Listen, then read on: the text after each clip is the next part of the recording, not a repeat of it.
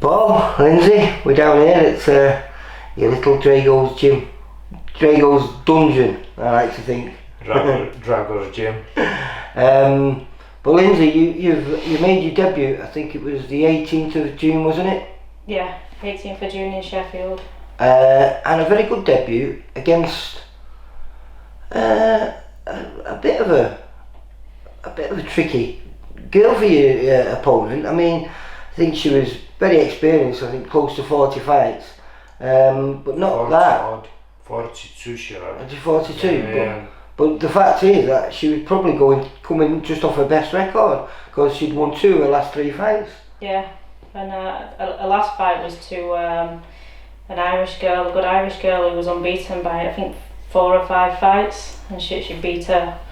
Well, I think you could tell. I watched the fight back this morning, and I think your jab won the fight for you. But you could tell that you did a good job on her because in the final round, she was holding on for dear life, wasn't she? Yeah, she didn't like them body shots I was throwing. So I think that must give you great confidence. Yeah, you know, that was my pro debut. I'd not fought for 2 years, and then I get put in against a tough opponent like that, and I was just glad to get the win out of that, and then now on to the next one. Can't wait. Well, the next one got rid of all that ring rust that I had, and nerves because it's your debut, isn't it? You know, your professional debut. Yeah, and I had all the cameras out there. There was a good setup there at fight zone in, isn't it? Yeah.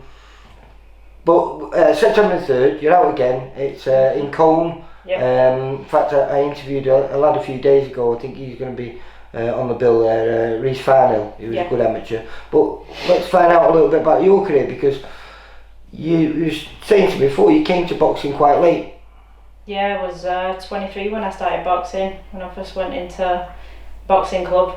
I'd done other things like football, judo, stuff like that, but never boxing before. So why then? What happened? Did you box out of elite boxing? I did it first year. Yeah. It was somebody that went there that was boxing there at the time, and I knew him through a mutual friend, and they'd said, "Oh, you should go down there if you want, get into boxing, you get fit." So I went there initially just for fitness, really. So as a key fitter then? Yeah. So how did it progress? What was? Who said to you, "Hey, why don't you have a go at the amateur game?" It was my first session really with Ricky down there. I had my first session and I loved it, and he's like, "Oh, we should get you fighting," and that was it. It all started from there. And you had quite a few fights as an amateur? Yeah, I've had over 30 fights as an amateur. But you fought a lot of the best girls in the country, didn't you? Up and down the country and all over the place, really. All over Europe. I was over in Eindhoven, over in Denmark, Isle of Man, Jersey, and bottom of Wales, down everywhere, Portsmouth. So when lockdown came, has this always been a dream of yours to be a professional fighter? Because Pav, the big hunk next year, your boyfriend, as he kept telling everyone before you were, he was a professional fighter. So was that an inspiration to you? Did you want to do that, or what? I mean, how did it come about? After probably 5-6 amateur fights, I decided, I wanted to further it, get my experience as an amateur, and then go on to the pros. But I think when I'd on my 4th amateur fight, and you was on your 4th pro fight, and we both got interviewed by the Bolton Evening News for going into our 5th fights as unbeaten fighters. I was an amateur and he was a pro, but she was checking me out then. And she thought that's my future husband. Well, you've been together what, close to 3 years now? Yeah. Not far off, yeah. Best 3 years of her life. This is hard, man. I'm trying to get you both on at the same time, but she's gonna beat me up later. Please don't go. Who's the boss in you two then? Me. I'm going to Oliver's a few times a week doing my boxing. I've also got a strength and conditioning coach as well, More Power, who helps me out, and then I've got him who does work with me. I've got a big team behind me now. And what are you hoping for then? Because like I was asking before, I know it's rude to ask a lady your age, but you said you're 33. But I presume you must take a lot of positives out of that performance on your debut. Like you say, 2 years out of the game, a very experienced girl who really came to win this fight and in top form. You've seen how this lockdown, how women boxing has gone from almost nowhere to sort of like mainstay now. You know, this is on every card now that Eddie's putting on.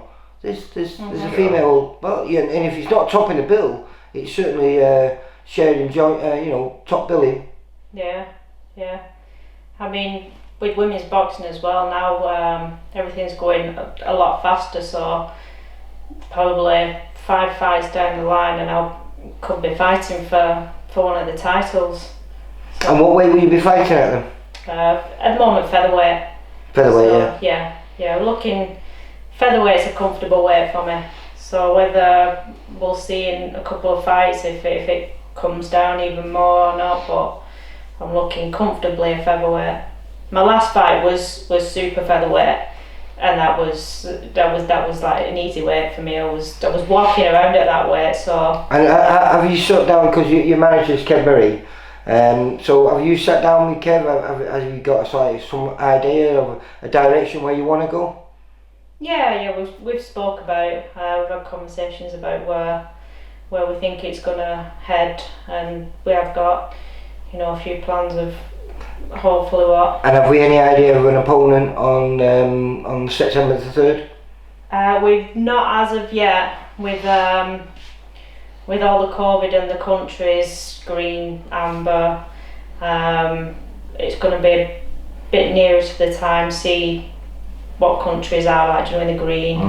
So what are we, about 3-4 weeks away, is it? 4 weeks today. It's 4 weeks today. So it's a Friday, isn't it? Yeah. Friday, we've got a fight on the same night. She's ready to go tomorrow. She's ready to go tomorrow, 24 rounds with 2 different opponents. She's fit as a fiddle now. She's flying in training, sparring wise. She beats girls up. Who's got few pro fights undefeated. She beats them up, I'm not gonna mention names, but she's flying in training, everything. She fitness wise, weight wise, everything else. She's flying. She's not far off. If I reckon, especially girls, they go to titles that fast. Like have 5 pro fights. She can fight for world title. So she's ready to fight long rounds now anyway. She's ready to fight for a title anyway. Anyone. Well, behind Pav there, I was asking whose are these trophies, and majority of them there, Linzi, are yours, aren't they? Yeah. All of them. Except for the big belt at the top. That's the most important. Well, we're going to talk about that one later on.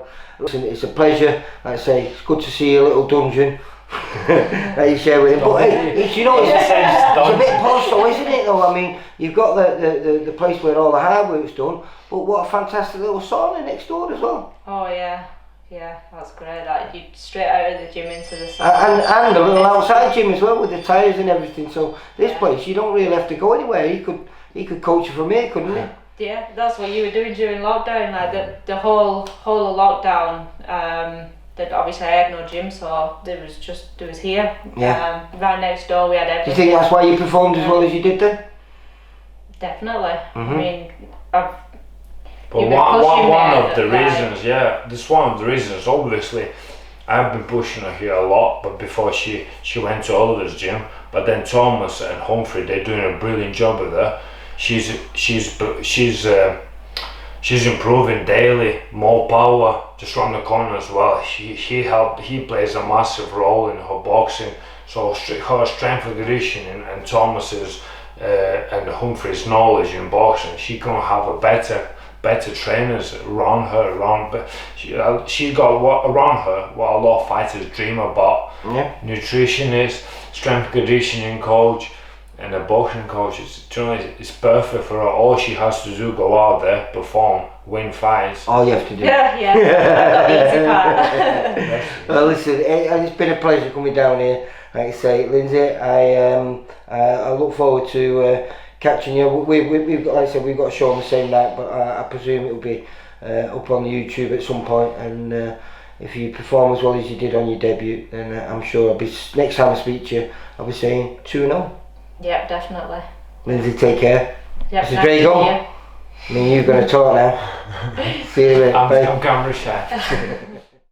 For all boxing info, news and latest interviews, amateur and pro, across the north, click and subscribe. VIP Boxing Promotions. Also Twitter, Instagram and Facebook.